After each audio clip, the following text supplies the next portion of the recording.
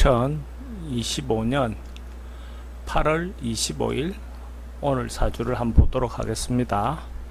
사주 구조는 을사년 갑신월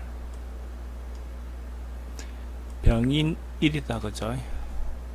천간 구조는 보면 목화가 이렇게 다 구성되어 있죠. 그러니까 아이디어라든지 생각이라든지 이런 것들이 자유로울 수 있죠. 뭔가 창조적인 어떤 생각을 할 수 있는 구조다 그죠? 그러니까 신월의 이 생각이니까 어째 보면 현실과는 조금 동떨어지지만 특별한 어떤 생각을 할 수 있는 어떤 그런 사주 구조다 이래 볼 수 있죠. 근데 지지를 보면 인신사회가 다 갖춰져 있다 그죠? 그렇다는 그 사명이 갖춰져 있는 사주죠 이것도. 근데 이제 인과 신과의 관계는 충으로 되어 있고 사신은 어쨌든 합형이 되어 있다 그죠? 그러면 우리가 생각해 봐야 될 것이 삼형이 일어나는데 그죠? 삼형이라는 것은 기본적으로 기술력이라든지 뭔가 이런저런 어떤 자기 삶에 굴곡은 있을 수 있습니다 그죠?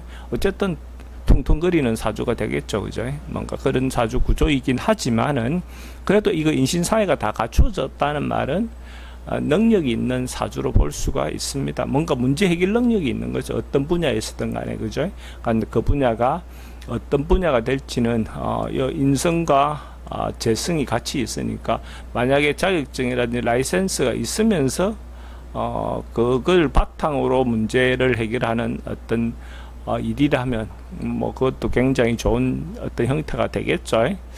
근데 우리가 생각을 해봐야 될 것이 우리가 사가 움직이면 신으로 통해서 그죠? 뭐 어쨌든 원만해질 수 있죠. 어쨌든 자기 팔자 안에 있는 걸 쓸 수가 있으니까.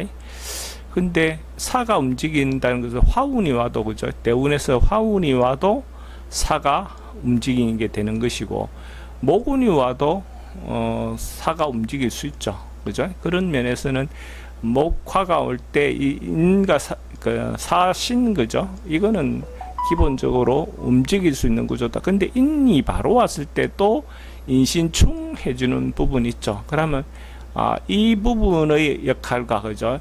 인사신의 어떤 형태의 역할과 인신의 어떤 충의 역할과 이것도 또 구분해 볼 필요는 있습니다. 그죠? 그럼 인성이 왔을 때 재를 충해준다. 그럼 재를 충할 때 예를 들어서 역마성으로 그죠?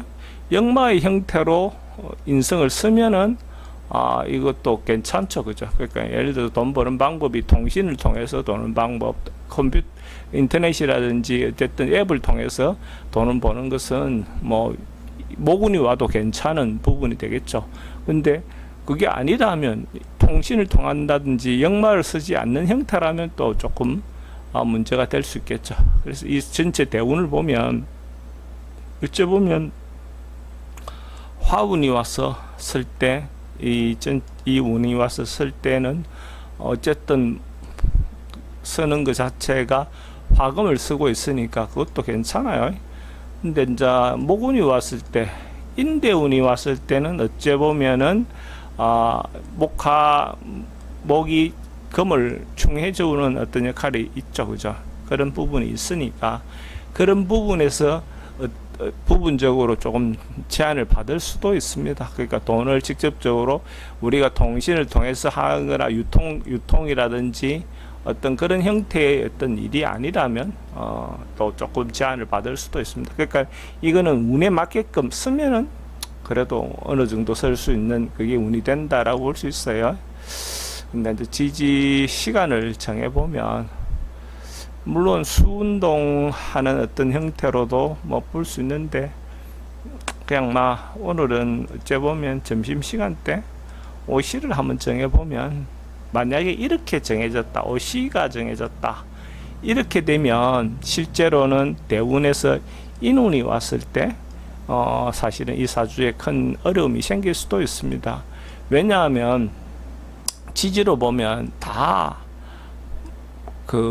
양운동이죠. 그죠? 양의 운동에 가깝죠. 근데 유일하게 더위는 신이 조금 더 덥지만은 인이 뭐 좀 더 차올 수도 있죠. 어떤 온도로 따지면 인이 더 차올 수도 있죠. 근데 실제로 운동은 업 운동은 신으로 보면 예를 들어서 대운에서 인이 왔을 때 유일하게 음량을 조절해주는 신을 날려버리면 이 사주가 전체적으로 조금 밸런스를 잃을 수도 있습니다. 근데 그런 관점에서도 한번 좀 생각을 해볼 수 있지 않겠나 그래 생각이 됩니다. 하여튼 오늘은 요 정도 한번 정리를 해보겠습니다.